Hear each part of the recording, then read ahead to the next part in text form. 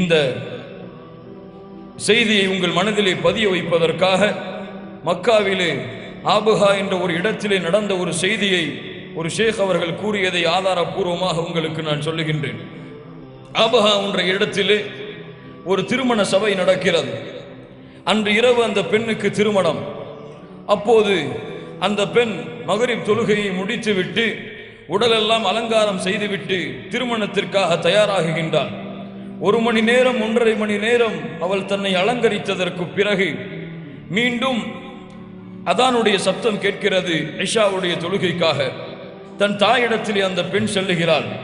சென்று கூறினாள், தாயே, தொழுகைக்கு அதான் சொல்லப்பட்டு விட்டது, கீழே என்னை அழைத்து கொண்டிருக்கிறார்கள், நான் தொழுகையை முடித்து வந்து விடுகிறேன் என்று.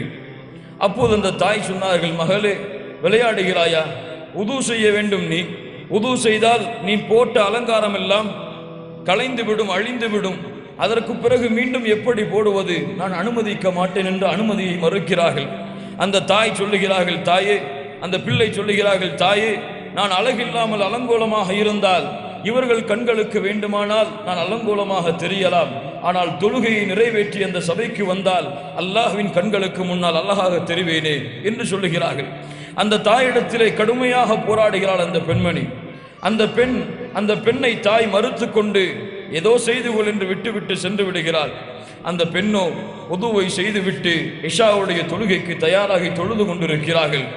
நீண்ட நேரமாகியும் பிள்ளை வராததை நினைத்து அந்த தாய் அந்த சபைக்கு அந்த அறைக்கு சென்று பார்த்தால் அந்த பிள்ளை சுஜூதிலே மரணமாகி இருக்கிறாள். இன்னா லில்லாஹி வ இன்னா இலைஹி ராஜிஊன். கண்ணியத்துக்குரியவர்களே, இந்த செய்தி எப்படி நடந்தது? ஏன் அல்லாஹ் ரப்புல் ஆலமீன் இந்த பெண்ணுக்கு இப்படி மரணத்தை கொடுத்தான்? ஒருவேளை அந்த பெண் தொழுகை நிறைவேற்றாத நிலையிலே அல்லாஹ் மரணத்தை கொடுத்திருந்தால், ஆனால் அல்லாஹ் இப்படி மரணத்தை கொடுத்ததுடைய காரணம் என்ன? அல்லாஹுடைய தூதர் முஹம்மது ரசூலுல்லாஹ் ஸல்லல்லாஹு அலைஹி வஸல்லம் அவர்கள் தெளிவாக சொன்னார்கள் இதை பற்றிதான்.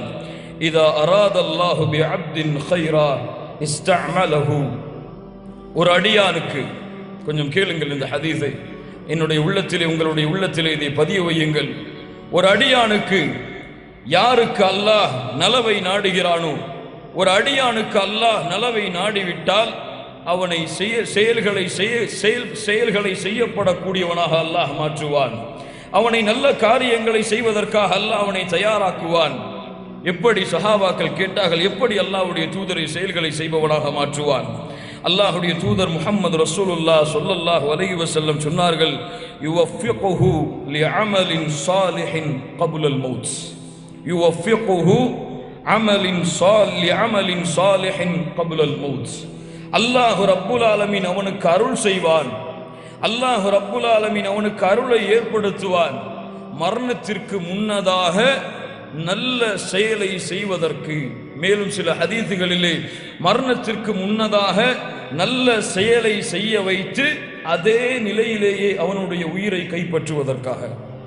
சுப்ஹானல்லாஹி ரப்பில் ஆலமீன். யோசித்து பாருங்கள், லா இலாஹ இல்லல்லாஹ். ஆனால் அல்லாஹ் அந்த நலவை நாடுகின்ற கூட்டத்தில் என் பெயரை அல்லாஹ் பதிந்திருப்பானா? நானும் அப்படிப்பட்ட நிலையில் தான் மரணிப்பேனா? இன்று பார்க்கலாம், நீங்கள் பலர் சுஜூதிலே மரணமாகி இருப்பார்கள், பலர் தொழுகையின் நிலையிலே மரணமாகி இருப்பார்கள். இப்படியெல்லாம் நீங்கள் கேள்விப்படலாம் நல்ல மரணங்களை. இவர்களை எல்லாம் அல்லாஹ் தேர்ந்தெடுக்கின்றான். இவர்கள் பாவம் செய்யக்கூடிய நிலையிலே இவர்களுடைய உயிரை கைப்பற்றுவதை அல்லாஹ் விரும்பவில்லை.